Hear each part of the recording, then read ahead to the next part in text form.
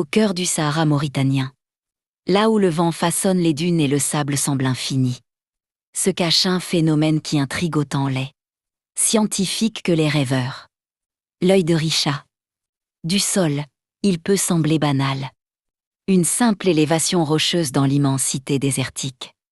Mais lorsqu'on le contemple depuis les airs, sa grandeur et sa symétrie apparaissent dans toute leur magnificence.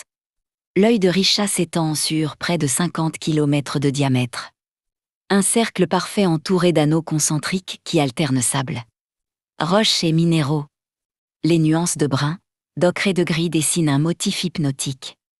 Comme si un artiste géant avait tracé ce dessin sur le désert depuis des millénaires. Les scientifiques, fascinés par cette structure unique, s'accordent pour dire qu'elle est le produit d'une combinaison complexe de forces géologiques. L'œil de Richat serait le résultat de l'érosion, différenciée de roches vieilles de plusieurs centaines de millions d'années, combinées au soulèvement du terrain. Les couches de grès de quartz se sont usées à des rythmes différents, créant les anneaux concentriques que l'on observe aujourd'hui. Certains rochers plus résistants forment des crêtes tandis que d'autres se sont effacés au fil du temps. Ainsi, la nature elle-même semble avoir sculpté un motif d'une précision étonnante. Pourtant, cette explication scientifique ne suffit pas à certains observateurs. La perfection presque surnaturelle du cercle fascine et éveille l'imaginaire.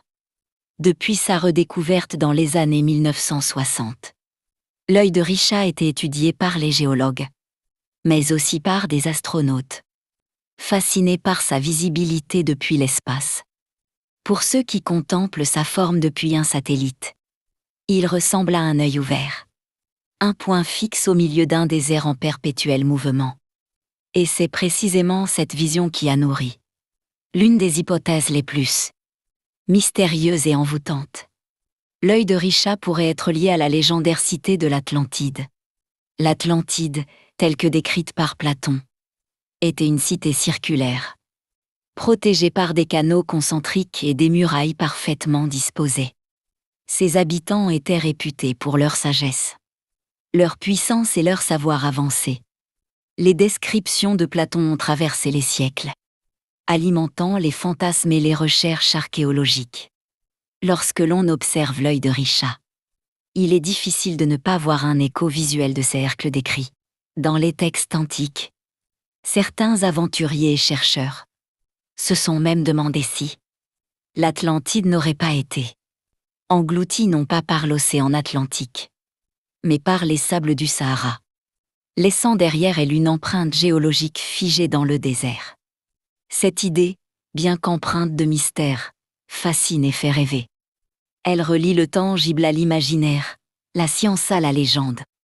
L'œil de Richat devient alors un symbole, celui d'un lieu où l'histoire de la Terre et les mythes humains se rencontrent. Chaque anneau concentrique, chaque nuance de couleur dans le désert, pourrait être interprété comme les vestiges d'une civilisation ancienne. Oublié, englouti, un témoignage silencieux de la grandeur de l'Atlantide. Pourtant, la science continue de rappeler sa prudence. Les formations géologiques circulaires ne sont pas inédites sur Terre, d'autres structures similaires, bien que moins parfaites, existent dans différentes parties du monde. Mais aucune ne possède la symétrie et la taille de l'œil de Richat, ni son caractère presque surnaturel lorsqu'on le contemple depuis le ciel. C'est cette unicité qui entretient le lien entre réalité et mythe, et qui explique pourquoi des générations de chercheurs, d'aventuriers et de passionnés continuent de venir scruter cercles fascinants. Au-delà de la géologie et des légendes, l'œil de Richat est aussi un miroir pour l'imagination humaine. Il rappelle que l'homme cherche toujours à comprendre, à donner du sens à ce qu'il observe.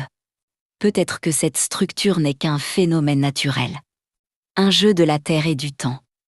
Mais peut-être est-elle aussi un vestige d'un passé que nous ne connaîtrons jamais pleinement. Un indice de civilisation disparue, de villes légendaires, de mystères enfouis sous les sables brûlants du Sahara. À la tombée de la nuit, lorsque le désert s'endort sous un ciel étoilé, l'œil de Richat apparaît encore plus comme un portail vers l'inconnu. Les anneaux concentriques s'effacent sous la lueur de la lune. Et le silence du désert enveloppe ce cercle parfait. Les scientifiques parlent de millions d'années. Les historiens évoquent l'Atlantide. Et les rêveurs voient en lui un œil géant ouvert sur les secrets du monde. Peut-être que la vérité se trouve quelque part entre ces perspectives. Un mélange de force naturelle et de légende. Un lieu où le tangible et l'imaginaire coexistent harmonieusement. Ainsi, l'œil de Risha demeure une énigme. Un joyau du désert qui fascine le regard et l'esprit. Il nous rappelle que notre planète est encore pleine de mystères et que certaines merveilles sont si extraordinaires qu'elles semblent défier la logique et le temps.